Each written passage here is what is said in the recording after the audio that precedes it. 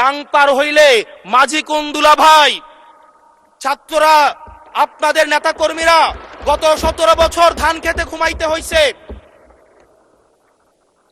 ত্যাগ তিতিক্ষার মধ্য দিয়ে যেতে হয়েছে। মহাসচিব কান্না করে বলেছে তাদের নেতা কর্মীরা ঢাকায় এসে রিক্সা চালিয়ে জীবন নির্বাহ করত।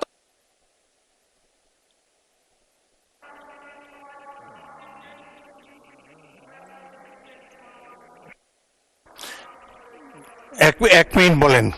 মাননীয় স্পিকার, আজকে দেখেন, আজকে লক্ষ লক্ষ নেতা কর্মী তাদের রক্ত দিয়েছে। ফ্যাসিবাদ বিরোধী প্রত্যেকটি রাজনৈতিক দল, কোন রাজনৈতিক দলকে বিশেষভাবে আমি আলাদা করতে চাই না, ফ্যাসিবাদ বিরোধী প্রত্যেকটি রাজনৈতিক দলের রক্ত শ্রম ঘামের মধ্য দিয়ে এই হাসিনার পতন হয়েছে। এই হাসিনার পতনের পরে যখন জনরায়, মাননীয় স্পিকার, যখন জনরায় কখনো কেতাবের কাছে মাথা নত করে না। এটা ভ্যাটিকান সিটি নয় যে গসপেল অনুযায়ী হচ্ছে দেশ পরিচালিত হবে। 68% জনগণ তারা সিদ্ধান্ত জানিয়ে দিয়েছে এই সংবিধানের যেই বেসিক স্ট্রাকচারাল জায়গায় কোন জায়গাগুলোতে রিফরমেশন আনতে হবে। মাননীয় স্পিকার,